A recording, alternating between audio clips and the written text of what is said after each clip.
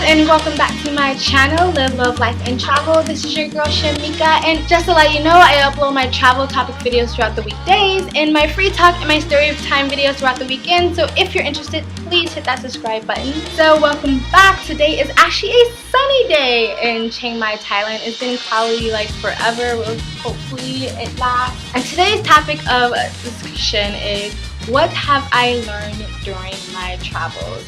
And I made a video like this before, and it was like, what have I learned up until now? But as you know, I have been gone for like a little bit, and so I want to talk about like what I've learned since then. And there's nothing like super deep or anything like that, but I have learned some stuff about myself, and so I just wanted to share it with you guys. So the first thing I learned about Mua is that I am not a fast traveler. I'm not like someone who likes to jump from place to place to place to place to place to place. And I always thought I was, and I was just like waiting for the opportunity to do so. And exciting or as adventurous as it sounds for being in one country one day and another country in another day and being in jet setting to another country another day, it's just not really my thing. Just going from Chiang Mai, Bangkok to Indonesia, Bali, and then back, like that was exhausting. I'm a nester, and as old lady in vanilla as that sound, that is just who I am. I like to nest, I like to feel at home, I like to be comfortable, and I don't like to just bounce around constantly. Like once I find a place, I'm kind of like, I'm happy here. Why would I be in a rush to leave? And I think that's one of the benefits to being a long-term traveler or expat. One of the reasons why I didn't go to Ubud, because I enjoyed Canggu. I didn't feel a need to leave. Like, why? I know, like, oh, I only have this much time, I have to go to see everything. Like for me, it's like, I'll just see Ubud next time. Next time I come to Bali, next time I'm around, next time I just happen to be in a neighborhood, I'll go to Ubud. But I loved Canggu. I was comfortable where I was after I got over that little hiccup with my housemates. If you saw my story time video, I liked where I was staying, and I felt no reason to leave. So I just got comfortable and I nested. And it's the same thing anywhere I go. Like when I go to Malaysia, I go to sort of the same place and I just sort of stay there. And yeah, I like feeling comfortable. I like having my routine. I like seeing some of the same familiar faces. I like going to the same places, and they know me. They already know how I like my coffee. I like that feeling. And I think because like when you are away from home for so long, you do miss having homey things. You miss having your little chashkis.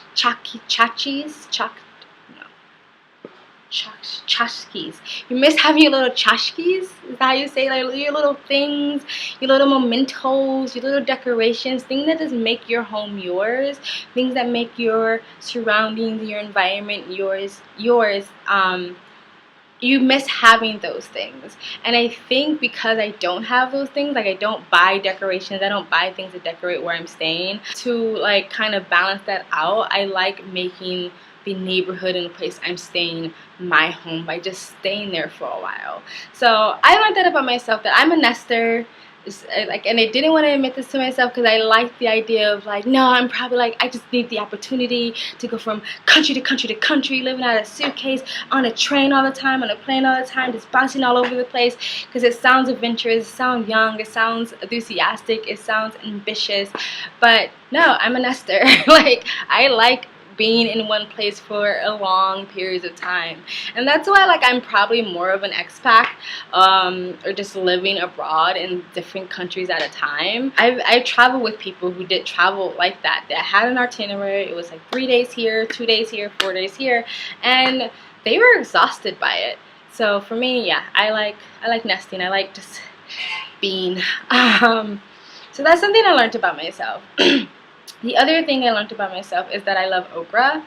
I know that sounds silly, but like I remember as a kid, I hated okra. I thought it was slimy. It looked like somebody just like blew their nose all over it. It just was disgusting. I liked fried okra. I liked fried okra, but that's not good for you. But I hated okra, and I just couldn't understand why anybody would eat it. But while I was in Malaysia, okra is something that's They sell quite often in Little India, and they call them like lady fingers because they're long. They don't cut them up. They don't chop them up into like small pieces. They just keep them long, and they look like lady fingers. They look like long fingers with nails at the tip, and so they call them lady fingers. But they're okra, and they're so good. Like I could just eat plates and plates and plates of okra, and I don't know if it's because it tastes better in Little India, or as I'm getting older, my taste is just changing. But I still hate black eyed peas, so. And peas. And lima beans. I don't think I'm ever going to come around to that. I think whilst I was traveling, I came to terms with my political identity. And I'm going to talk about that in another video on my other channel. Just hearing a lot about what's been going on back home and back in America, and just watching media and social media and just hearing what everyone is saying and just seeing people show their ass. Like, I decided that I started really rethinking my beliefs when it came to what political identity or ideology do I identify with, which I still haven't come to full terms. I think it's more of a central left libertarian, because I can't be rocking with the liberals anymore. They're too fucking crazy for me, and they're just doing too much. Like, the regressive liberals, nah, y'all, they're becoming way too authoritarian. And I think I came to that understanding during my travels. So I didn't learn that through my travels, but I learned it while I was gone. Like, I came to that conclusion while I was away. And I'm still coming to terms with it and trying to understand, like, what is libertarian. What I know that it's more just like just live and let live and small government.